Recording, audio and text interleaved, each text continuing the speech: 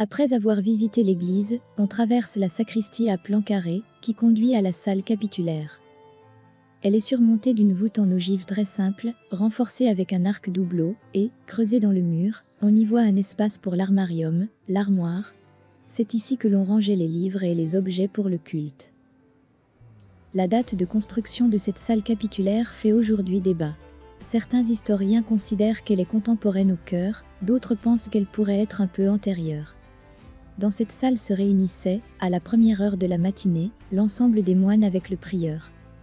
Ils s'asseyaient en respectant la hiérarchie, et ils écoutaient la lecture d'un chapitre de la règle. Puis ils confessaient en public les péchés qu'ils avaient pu commettre, et l'abbé procédait à la répartition des tâches journalières. La disposition de l'espace découle de la fonction propre à cette salle. Elle est plutôt rectangulaire, avec un banc qui fait le tour de la pièce, mais elle a perdu le dallage, des dalles en pierre, on imagine. Elle est surmontée de 9 voûtes en ogive, avec d'épaisses nervures, qui reposent sur 4 colonnes placées au centre de cet espace. L'autre bout des nervures repose sur des demi-colonnes appareillées et fixées au mur, et très simples dans les angles. La salle capitulaire surprend par l'ensemble harmonieux des chapiteaux, qui en font l'une des plus belles constructions de l'art roman de Palencia, même si le pillage du bâtiment a causé la perte de quelques chapiteaux. Une partie d'entre eux présente des décorations à motifs végétaux d'influence cistercienne, mais les plus remarquables sont ceux à caractère figuré, que les prémontrés n'ont jamais rejetés.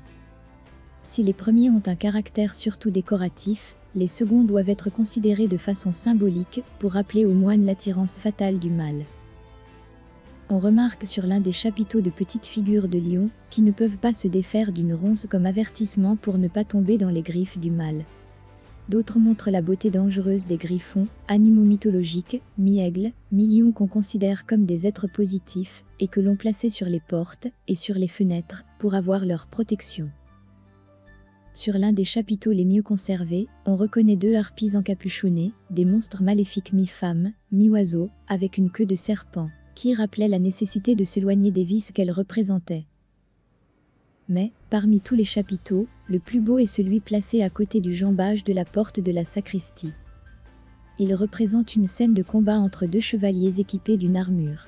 Tous les 2 portent un bouclier normand en forme de larme, l'un d'eux attaque avec une lance, et l'autre se défend avec une épée.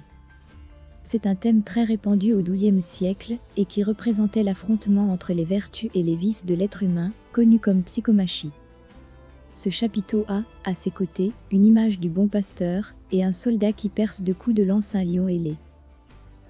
De la salle capitulaire, on accède à ce qui reste de la panda ou galerie orientale, la partie de l'ensemble du cloître construite en premier lieu.